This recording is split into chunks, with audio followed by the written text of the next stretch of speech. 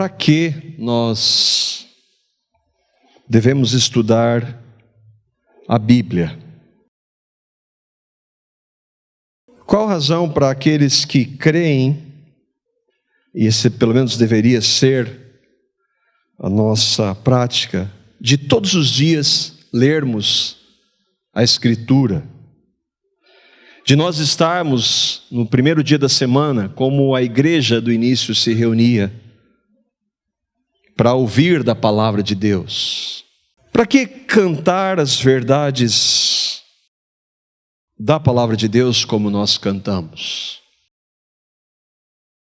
De estudarmos, de ouvirmos outros irmãos pregando da palavra de Deus, de lermos livros de outros irmãos que estudam e abordam a palavra de Deus. Porque faz parte da minha religião, para adquirir informação, história, conhecer um pouco da história, ou da geografia daquela época, ou a gente faz porque crente faz isso? Não. Nós estudamos e abrimos a palavra de Deus para conhecermos o Deus da palavra, para que Ele se revele mais para nós, para que nós andemos na presença dEle. E por que a palavra? Talvez esse seja um dos textos que mais nós lemos aqui. 2 Timóteo, capítulo 3, os versículos de 15 a 16. Toda a Escritura, ela é inspirada por Deus, ela é útil para o ensino, para a repreensão, para a correção e para a educação na justiça, a fim de que o homem de Deus seja perfeito e perfeitamente habilitado para toda boa obra. Nós estudamos a palavra porque Deus fala pela palavra, pela Bíblia. Mas Deus só fala pela Escritura hoje só. Mas, espera aí, Deus não usa a natureza? Sim, Ele usa a natureza. Os céus proclamam a glória de Deus e o firmamento declara as obras das suas mãos. Que tudo que foi criado mostra que existe um Deus. A criação mostra que existe um Deus, mas não mostra quem Ele é, quem eu sou e como nós podemos conhecê-lo. Mas Deus não usa a consciência? Sim. A palavra de Deus diz que nós temos uma consciência que às vezes nos acusa e às vezes nos defende quando nós fazemos o que é certo ou o que é errado. E que isso mostra que há um valor moral em nós colocado por Deus. Mas ainda assim a mesma palavra diz que a nossa consciência, que o nosso coração é desesperadamente corrupto e que nós não podemos nos pautar na nossa consciência e no nosso coração. Nós precisamos de Deus falando claramente e Ele só fala pela Escritura. Mas Deus não usa o Espírito Santo? Sim. Ele usa o Espírito Santo para trazer revelação do Evangelho e trazer iluminação para compreendermos a palavra que Ele inspirou. Então, Deus fala pelo Espírito Santo? Sim, de acordo com a palavra que o Espírito Santo inspirou. Mas Deus não se revelou em Jesus? Sim. Jesus não é a revelação plena e total de Deus? Sim. Mas eu e vocês só sabemos disso por quê? Porque está na Escritura. E é o Jesus da Escritura. Há muitos Jesuses por aí.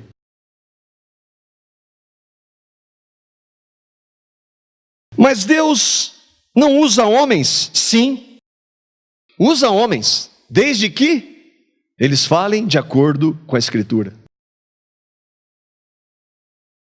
Mas Deus não é Deus. Eu recebi essa semana alguém dizendo isso, escreveu num dos estudos. Mas Deus não é Deus, Ele não faz o que quiser, como quiser, a hora que quiser. Sim, Deus é Deus. Mas a palavra de Deus, do Deus que não muda, que não tem sombra de variação, Deus age de acordo com a palavra dele. Ele nunca vai agir contra a palavra dele. Jamais Deus vai fazer qualquer coisa contra a palavra dele. Então, nós temos somente a Escritura como base. Somente a Escritura. Nós temos também enfatizado que, isso é algo que eu tenho aprendido, que a melhor forma de nós estudarmos a Escritura é expor o texto e deixar o texto falar.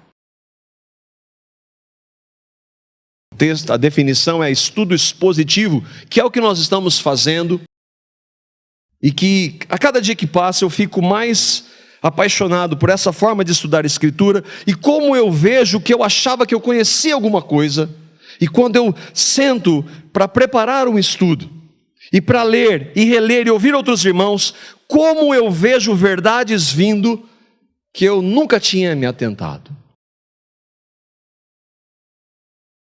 Deus só fala pelo estudo expositivo? É claro que não. Deus fala pela sua palavra. Não há um método sagrado. Mas nós podemos considerar que essa forma, nós temos mais segurança. Por quê? Eu queria colocar algumas dessas formas de segurança do estudo expositivo da Escritura, porque nós estamos estudando João. Eu queria mostrar um pouco isso, porque o texto que foi inspirado, por exemplo, nós começamos João capítulo 1, que vai até o capítulo 12, nós podemos ver ali o quê? Que Deus dirigiu João pelo Espírito Santo para escrever aquilo ali. Nós não temos a sequência que nós temos hoje no Velho e no Novo Testamento, não é uma sequência cronológica. Os evangelhos foram escritos, alguns depois das cartas. Essa sequência, ela não é revelada pelo Espírito, ela foi colocada ali disposta para nós entendermos mais. Mas o que está revelado, que foi escrito naquela sequência, sim, foi dirigido pelo Espírito. Então, eu creio que é melhor nós entendermos e abrirmos a palavra e estudarmos assim. Outra é que nós não fugimos do contexto quando nós estudamos assim. Nós não pegamos textos isolados para defender algumas teorias que nós tenhamos ou tenhamos ouvido. Com o texto, lendo ele passo a passo e olhando para ele, pedindo a direção de Deus, nós não saímos do contexto. E nós, com essa forma, simplesmente eu estou aqui para apresentar o texto. Porque Deus fala pela palavra dele. E um outro ponto importante é que normalmente eu evitaria alguns assuntos da palavra de Deus. E quando eu abro a palavra e me proponho, junto com vocês, a estudarmos uma carta, a estudarmos um evangelho, nós vamos ler todo ele. E vai haver coisas ali que talvez eu saltasse. Mas Deus tem um propósito em toda a sua palavra. Estudando João, por exemplo, nós já vimos que Jesus é Deus. Que Flávio leu aqui no início, tantos textos na oração, tantos textos que mostram a divindade de Cristo. Nós vamos ver também sobre o novo nascimento, sobre os milagres de Jesus, sobre a unidade da igreja, que Jesus ora ao Pai em João 15. Do amor ao próximo, da sua morte e da sua ressurreição. Nós vimos no primeiro estudo, no capítulo 1, versículos 1 a 3, que Jesus é Deus, que Ele é a palavra que se fez homem, é a revelação plena de Deus, e que nós só conhecemos a esse Deus por meio de Jesus. Não há outra forma. Nós vimos no segundo, nós saltamos do capítulo 1, fomos para o capítulo 3, onde nós vemos ali umas passagens mais conhecidas de João 3,16, nós fomos até o versículo 21. onde nós vimos que Deus, Ele é amor, que Ele é bom, que Ele é graça, Ele é misericórdia, mas Ele também é santo, justo e tem ira contra o pecado. Na semana passada nós vimos que Jesus é a luz e é a vida. Ele não tem nada a ver com trevas, nem com a morte. Vimos que só os de Cristo estão na luz e que o mundo não quer a luz. Irmãos, nós precisamos pedir, e essa tem sido uma das principais orações a Deus para a minha vida: Senhor, me dá discernimento. Irmãos, nós estamos vivendo num momento muito sério, onde tudo, cada vez mais intensamente, visa distorcer a palavra de Deus, a vontade dele expressa na Escritura. E hoje eu gostaria de ver e fazer essa pergunta para você. Não é se você é evangélico, mas é se você já recebeu a Cristo. Se você tem certeza absoluta, não é se você é evangélico. Ser evangélico é fazer parte de uma religião. Hoje, no sentido original da palavra, crer no evangelho, na boa nova, infelizmente, não reflete a realidade da igreja evangélica. Há muitos evangélicos que não receberam a Cristo, portanto, não conhecem o evangelho, ainda que se denominem evangélicos. Mas eu e vocês não temos nada a ver com os outros. Isso é uma pergunta para mim e para você. E é a mais importante pergunta que eu e você temos para responder na nossa vida. E nós vamos ler João, capítulo 1, os versículos 11 a 13. E vamos, na esperança da ação do Espírito Santo, como o Sérgio orou, que ele fale conosco para a glória dele. Veio para o que era seu, e os seus não o receberam. Mas a todos quantos o receberam, deu-lhes o poder de serem feitos filhos de Deus, aos que creem no seu nome, os quais não nasceram do sangue, nem da vontade da carne, nem da vontade do homem, mas de Deus. Versículo 11. Veio para o que era seu, mas os seus não o receberam. Nós vimos quem veio. Quem veio? Jesus veio. Jesus, Deus, o Filho de Deus, o Deus encarnado, tomou a forma de um homem. Deus se fez homem, algo que nós jamais vamos compreender plenamente. Mas ele se fez homem literalmente, o Filho de Deus. E ele veio aonde? Veio para essa realidade, para essa terra, há 2000 anos. Jesus é o Cristo. Cristo não é o sobrenome de Jesus. Cristo é o Messias, o ungido de Deus. O Verbo se fez carne e ele habitou nessa terra que ele criou. Ele veio, esse Jesus veio. E ele veio para quem? Para o que era seu. Deus se fez homem e veio para o que era seu. O que é esse seu? E há duas respostas para essa pergunta. A primeira é que ele veio para o que era seu e ele é dono do quê? Jesus é dono do quê? De tudo. Colossenses, no capítulo 1, versículo 16, diz o que é dele. Ele veio para o que era seu, o que é dele? Porque nele, está falando de Jesus, nele foram criadas todas as coisas que há nos céus e na terra, visíveis e invisíveis, sejam tronos, sejam dominações, sejam principados, sejam potestades, tudo foi criado por ele e para Ele. Nele, no poder dele, ele é o haja de Deus, ele que criou tudo do nada pelo seu poder, ele é a palavra encarnada, é o haja de Deus de Gênesis. Ele criou todas as coisas não sobra nada. E o texto diz, ele criou as coisas físicas, a realidade física, planetas, galáxias, o nosso planeta, animais, nós, e criou a realidade espiritual, principados e potestades. Tudo que Deus criou em Cristo. E ele criou para quê? Para ele. Tudo foi feito ou criado por ele e para ele. E não somente isso, tudo existe e se mantém hoje porque ele sustenta. Hebreus, capítulo 1, versículo 3. O Filho é o resplendor da glória de Deus e a expressão exata do seu ser, sustentando todas as coisas.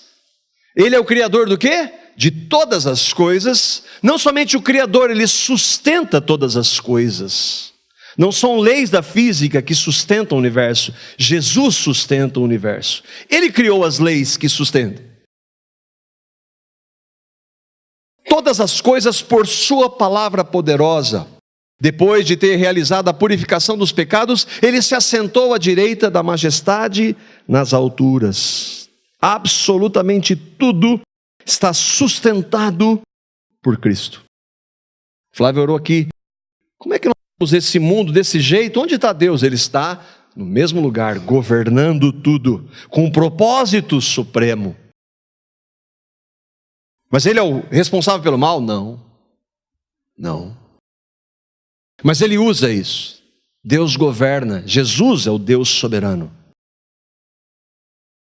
Portanto, se tudo foi criado nele, como nós vimos em Colossenses, se tudo foi criado por ele e para ele, e ele sustenta tudo, então ele veio para o que era seu. O seu é tudo. Tudo. Mas há uma segunda compreensão desse texto, e que o contexto mostra que é essa a realidade dele. E que são os judeus, os hebreus.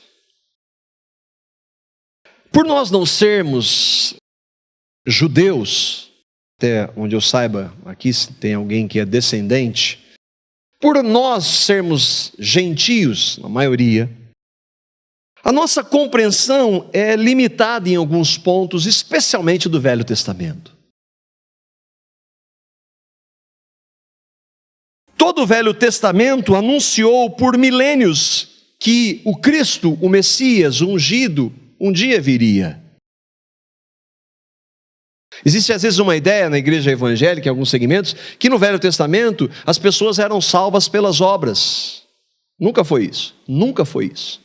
Nunca ninguém foi salvo pelas obras. Ninguém nunca foi, nem será justificado pelas obras da lei. Foram salvos pela fé. Fé em quem? No Messias que viria. Qual a diferença entre eles e nós? Nós cremos no Messias que veio. Somos justificados pela fé, salvos pela graça. Mas nós não temos essa compreensão do que os judeus esperavam e como os judeus esperavam por esse Messias. E aqui nós temos um irmão que traz um pouco a clareza para a gente tentar entender qual era essa expectativa. E ele diz assim: temos que olhar para o passado, nós gentios, cristãos gentios, e descobrir que há uma longa história de esperança, de anseios e de sonhos. Esperança que tem raízes no Antigo Testamento, que aponta para uma época quando o Messias enviado por Deus viria trazer libertação. Esse, aliás, é o conteúdo da religião judaica. Só que nós cremos nisso, nós sabemos que isso é verdade, porque a palavra de Deus diz, mas nós não vivenciamos isso. Nós não vivenciamos isso historicamente, nem culturalmente, nem como judeus. E eles tinham essa esperança. E aqui a gente precisa ver um pouco também um resumo muito sucinto da história. Eu queria ver, para nós entendermos, talvez compreendermos um pouco isso, dessa história antes de Cristo. E a história antes de Cristo começa antes de existir tudo que Ele criou. Nós vimos isso em Apocalipse 13:8, nós não vamos ler, eu vou mostrar as referências aqui. Que Deus estabeleceu o sacrifício de Cristo antes mesmo de existir tudo. Ele é o Cordeiro de Deus que foi imolado antes da fundação do mundo. Antes de tudo existir, Deus tinha um plano eterno que estava em Cristo. Aí nós vemos que Deus então cria o universo em Gênesis 1. E depois ele cria, do universo ele cria um planeta, o planeta Terra. E ali ele coloca a sua criação principal, o homem. Qual o objetivo? Para se relacionar com o homem. Não que ele tivesse necessidade. Deus Trino se relaciona desde a eternidade. Uma expressão que nós usamos, eternidade passada, para tentarmos entender antes de existir tempo. Deus Pai, Filho e Espírito Santo se relacionam de maneira perfeita. Mas ele criou um ser com a capacidade de escolha para se relacionar com ele. E nós vemos isso ali, Gênesis 3:8, na viração do dia. Pena que nós vemos isso de acordo com o relato bíblico, a viração do dia, no final da tarde, quando Deus vinha se relacionar com Adão, a gente já vê isso depois da entrada do pecado. Mas esse homem, que Deus havia dado uma ordem para ele, de que ele não deveria comer de uma das árvores, de tantas outras que existia, esse homem então desobedece a Deus e peca contra Deus. E desde o primeiro pecado que entrou naquele homem, naquele primeiro casal, os filhos deles, os filhos dos filhos, os filhos dos filhos dos filhos, até nós, até todo ser humano, descendente desse primeiro casal, todos nascem em pecado. E então nós vemos que a multiplicada a iniquidade do pecado nessa humanidade. Aí nós vemos que a raça está totalmente contaminada, a raça humana, o ser humano, criado à imagem e semelhança de Deus, mas que se distanciou totalmente de Deus. E o pecado aumenta, de tal forma que Deus então decide destruir tudo. Mas ele acha graça em um homem, não que aquele homem fosse melhor, ele era um pecador. E a gente vê logo depois do dilúvio, ele manifestando aquilo. Mas Deus, porque quis, pela sua graça, poupa aquele homem e mais 7 familiares. E ali ele começa de novo. Noé e sua família obedecem à ordenança de multiplicar que Deus havia dado para Adão e Eva. E eles fazem isso. Mas como eles são da mesma semente de pecado, o que acontece? O pecado volta a reinar. Deus fez isso para tentar dar uma chance para o homem? Ele deu dilúvio para dar uma chance para aquela família? Claro que não. Ele fez isso para mostrar que o homem é sem ele. E o pecado volta a reinar. E Deus então espalha aquele que seria só uma nação, uma só língua. Deus espalha aquele povo que estava em um local só desse planeta por vários outros. Ele estabelece as nações. E dentre essas nações que estão corrompidas pelo pecado, ele escolhe um homem chamado Abrão, que não era um homem de Deus, ele era um idólatra, um pagão, ele tinha vários deuses. Deus, porque quis, por sua graça, escolheu um homem chamado Abrão. De Abrão, ele passa a ser Abraão. Depois, Deus faz uma aliança com ele. Vem Isaac, Jacó, vem Levi, vem Moisés, Judá, dos judeus, Davi, até chegar em um que seria a promessa. Moisés é uma das maiores referências dos judeus. Há 2 ícones, por assim dizer, na fé judaica: Abraão e Moisés. E Deus usou Moisés, um pecador como nós, para mostrar o que ele faria no futuro. Deuteronômio, capítulo 18, versículo 15. Deus está falando para Moisés. Ele tinha estabelecido a lei. Estabeleceu a lei, qual o objetivo da lei? Para nós tentarmos obedecer, para sermos agradáveis a Deus? Não. A lei serve de aio para mostrar para aquele que eu vou trazer que vai salvar o homem. A lei não pode salvar o homem. A lei serve para mostrar que nós somos pecadores. E em Deuteronômio 18:15, nós lemos: o Senhor, o seu Deus, levantará do meio dos seus próprios irmãos um profeta como eu. Vocês devem ouvi-lo. Mas espera aí, Moisés está falando da época dele? Não, está falando 1400 anos antes desse profeta vir. E foi só essa promessa? É só essa promessa daquele que viria, do profeta, do Messias? Não, há centenas no Velho Testamento. Centenas de profecias, e aqui nós temos tempo de ler, de ver todas, mas aqui nós vemos algumas delas, do seu nascimento, desse Messias que viria, de que ele seria descendente de Abraão, que ele seria descendente de Isaac, descendente de Jacó, que ele descenderia da tribo de Judá, seria o herdeiro do trono de Davi. A palavra diz, antes de ele vir do seu local de nascimento, a época do seu nascimento, de que ele nasceria de uma virgem, de que para matá-lo haveria uma matança de crianças na sua região, que ele fugiria para o Egito, que Deus o chamaria do Egito.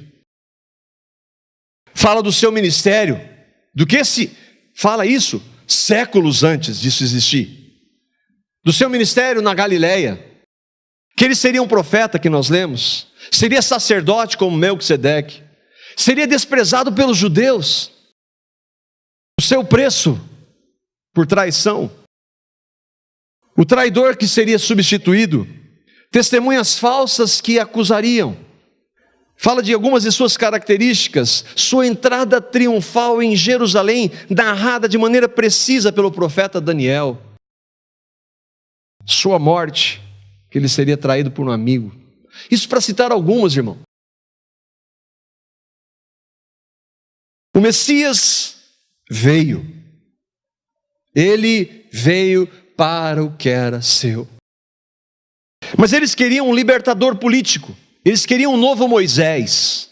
Eles queriam alguém que os tirasse da escravidão. Agora, quando Moisés tira da escravidão do Egito e os traz para a terra, eles querem trazer um libertador que nos tire da escravidão de Roma e estabeleça o seu reino aqui.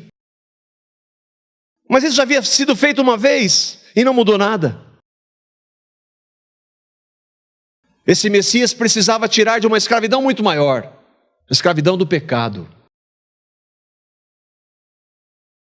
Mas quando vem um homem, filho de um carpinteiro, pobre, que pregava, ame o seu inimigo, amar aqueles que nos subjugam, que pregava misericórdia e a necessidade de arrependimento para o topo da religiosidade judaica, que pregava novo nascimento para o líder judeu, que dizia que o que ele veio fazer é para levar a cruz. E o pior, ele disse que o reino dele não era daqui, mas nós esperamos um reino aqui agora.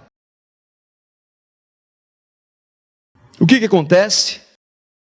Voltando para o texto, veio para o que era seu, mas os seus não o receberam. Os seus não o receberam. Os judeus, encabeçados pelos líderes religiosos, os fariseus, foram aqueles que lideraram a morte de Cristo, que encabeçaram o levar Cristo para a cruz, mesmo tendo todas aquelas promessas em mãos, tudo aquilo ali. Eles não viam por quê? A gente vai ver isso. Eles não conseguiam entender. E até hoje, não o receberam. Até hoje. Por que não quiseram? Porque amaram mais as trevas. Eu estava vendo um comentário de Calvino, e ele traz esse texto, Isaías capítulo 1, versículos 3 e 4, que diz, e esse é um texto muito forte, Deus está dizendo pelo profeta Isaías: o boi reconhece o seu dono, e o jumento conhece a manjedoura do seu proprietário. Mas Israel nada sabe, o meu povo nada compreende. Ah, nação pecadora, povo carregado de iniquidade, raça de malfeitores, filhos dados à corrupção, abandonaram o Senhor, desprezaram o Santo de Israel e o rejeitaram. Isaías está falando deles, aqueles para quem o Senhor veio, e eles não o receberam. Agora, irmãos, ele veio para o que era seu, e o contexto aqui é para os judeus, mas ele veio para o mundo que era seu. E Deus amou o mundo, que deu o seu Filho, mas o mundo amou as trevas. O mundo ama as trevas. O mundo rejeita a Cristo. Você sabe que no Velho Testamento e hoje a igreja é o Israel de Deus. No Velho Testamento era Israel, o povo. Hoje é a igreja. É claro que a igreja de Cristo, que são aqueles que verdadeiramente creem em Cristo, não podem rejeitá-lo, porque ela é igreja. Mas a igreja nominal rejeita a Cristo. É só a gente olhar o que está sendo dito por aí, o que está sendo pregado por aí, o que se faz em nome de Jesus. Veio para o que era seu, mas os seus não o receberam. Mas pela graça, e só pela graça, não foram todos, porque o texto continua no versículo 12. Mas a todos quantos o receberam, deu-lhes o poder de serem feitos filhos de Deus, aos que creem no seu nome. Há um mas esse mas não é meu e seu, é dele. É ele. Porque se hoje eu e vocês cremos, nós éramos tudo o que lemos aqui. Nós éramos trevas, nós estávamos na mentira, nós o rejeitávamos, nós não o queríamos, nós amávamos o pecado.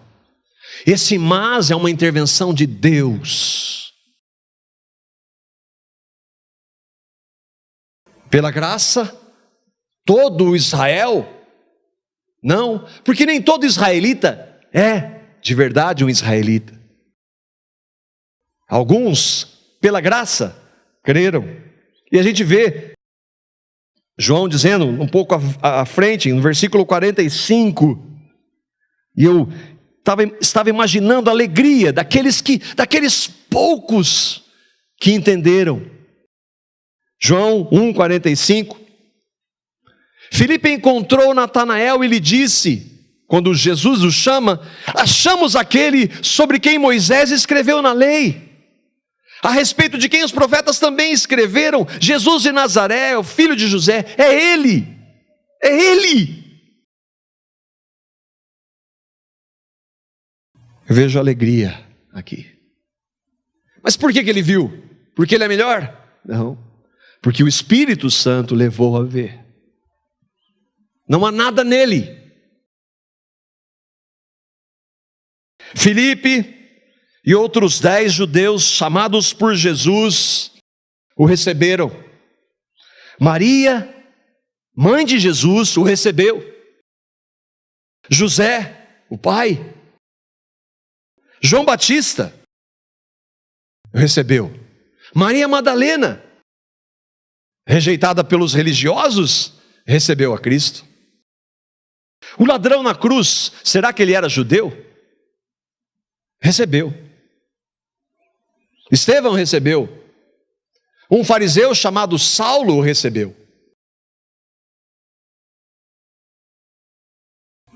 Mas isso é só para os judeus?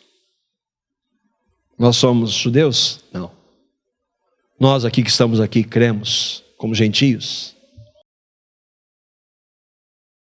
A todos quantos o receberam, receberam o Deus que se fez carne.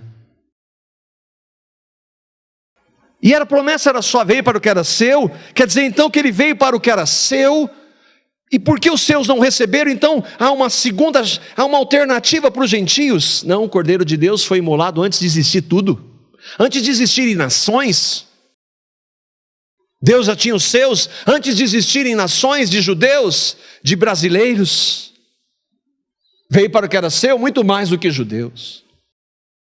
Ele tinha que vir por uma nação. Ele se manifestou como homem, ele tinha que vir de uma mulher, em um local, em uma nação. Mas a todos quantos o receberam. E aí esse homem que matava aqueles que recebiam a Cristo, que perseguia aqueles que recebiam a Cristo, quando Cristo se revela para ele, ele não tem como resistir àquilo.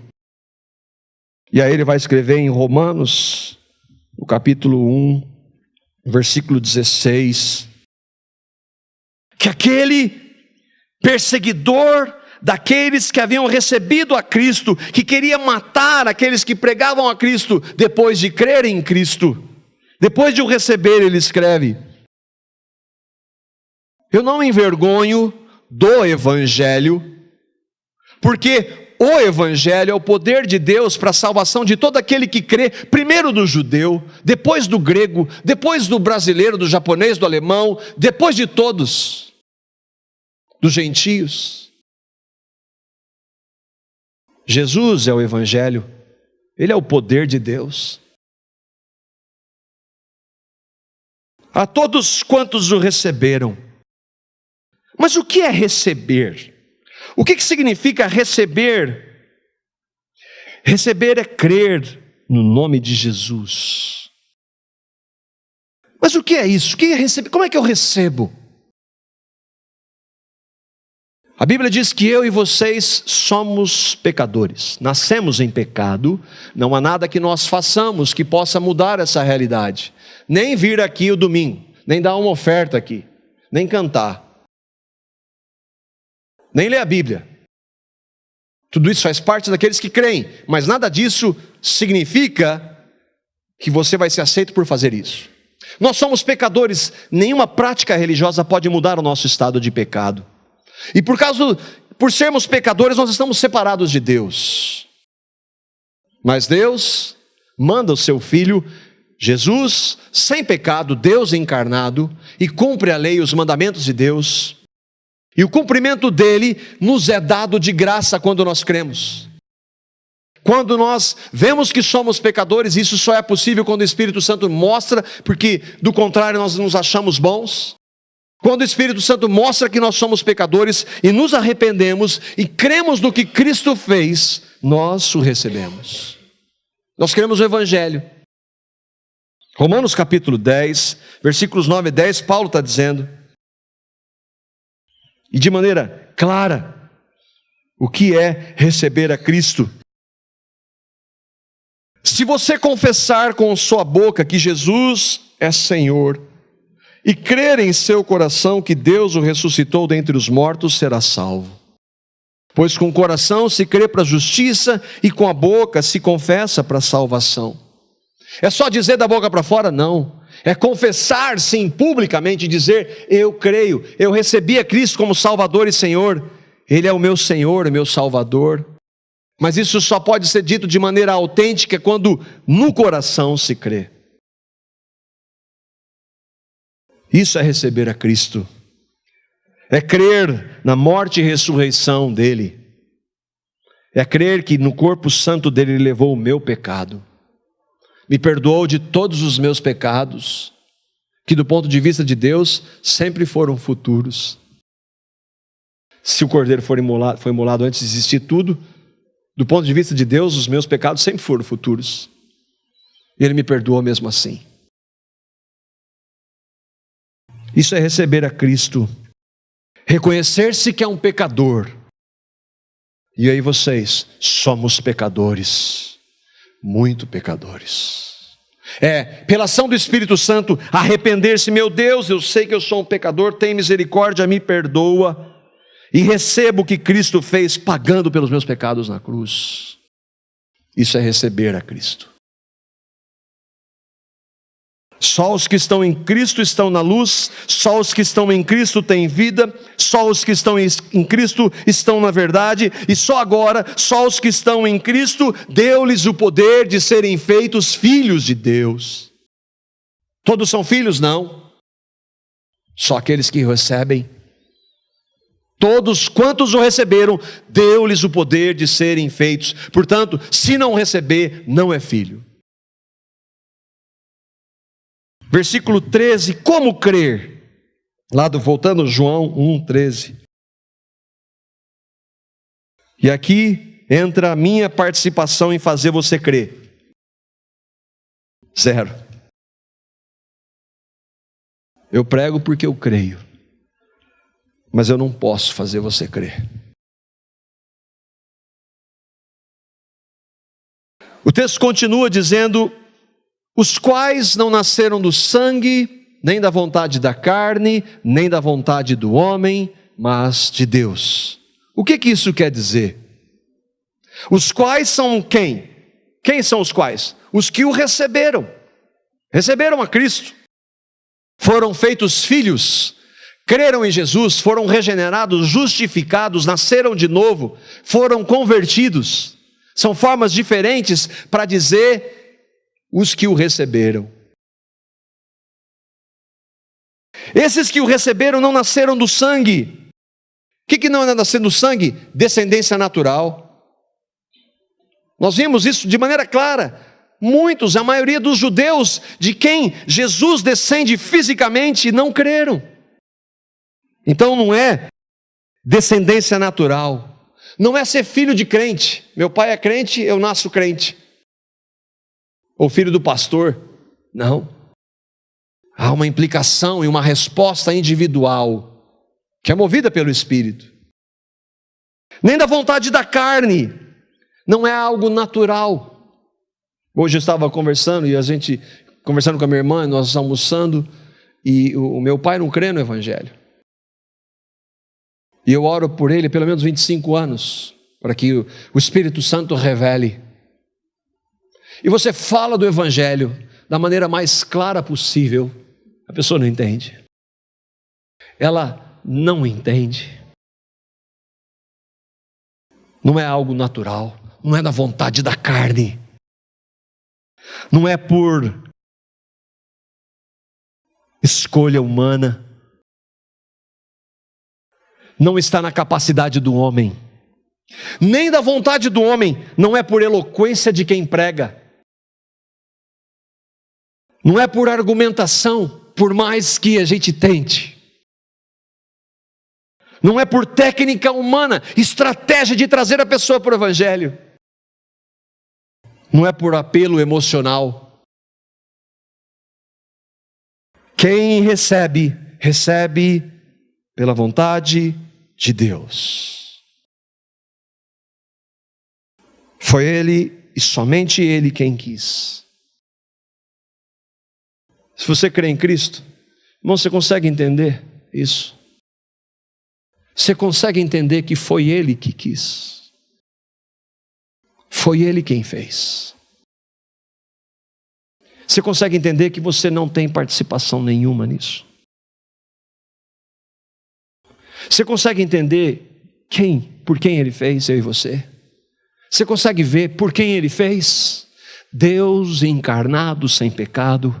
Por quem Ele fez? Por pecadores que não o queriam, que o rejeitavam. Ele amou mesmo assim. Ele deu mesmo assim. Por amor e por sua graça, Ele salvou um pecador como eu. Foi Ele que quis.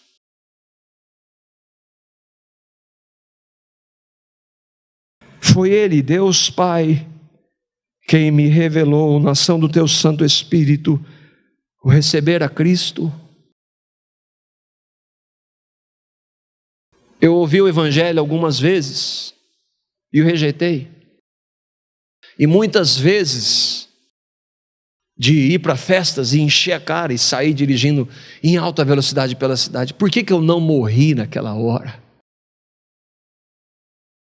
Porque se eu tivesse morrido naquela hora, eu ia para o inferno, justamente. Por quê? Porque Ele me escolheu antes de existir tudo, e nada poderia impedir isso. Por que Ele me escolheu? Porque Ele me ama.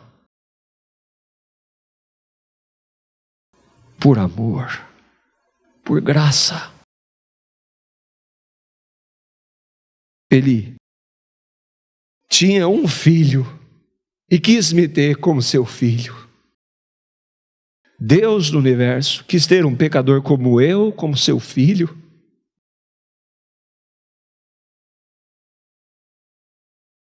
O que a gente pode concluir? Irmãos, que se nós cremos hoje, não é para especularmos sobre a escolha divina.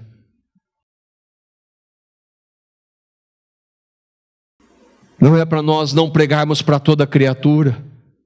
É para nós pregarmos para todo mundo. Não é para discutirmos teologia. Não é para acharmos que somos melhores porque nós cremos.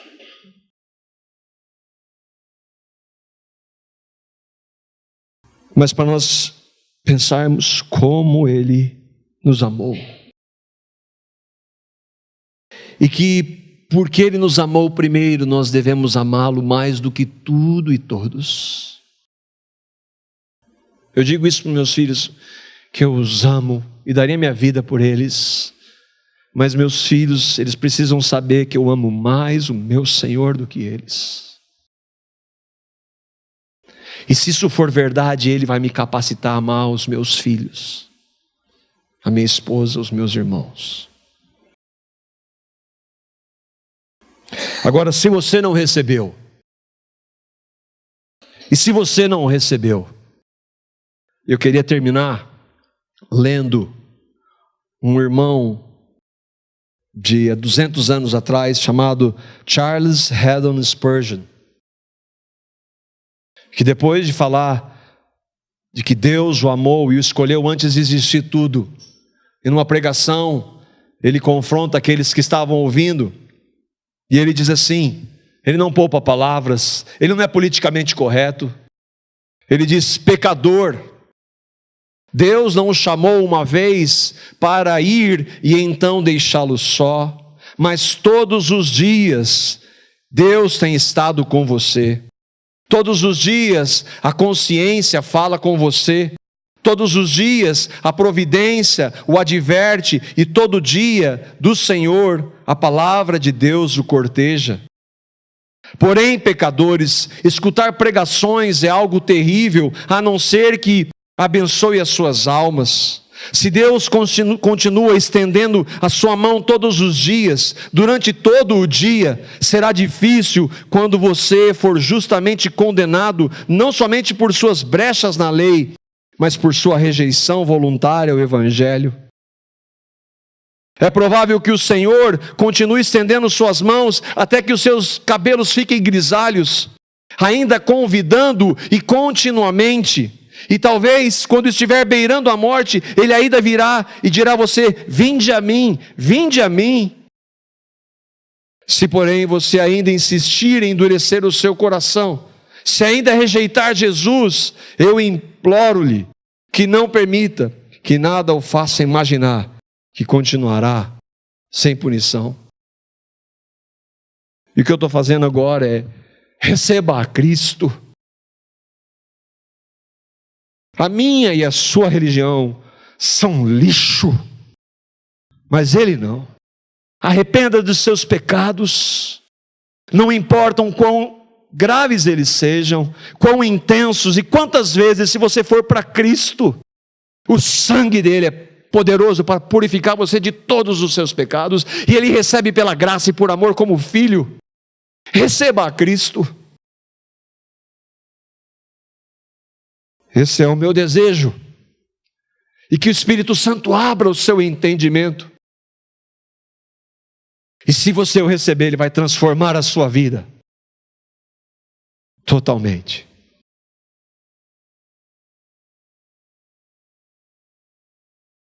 Que o Espírito Santo revele para você, e que você receba o Filho de Deus.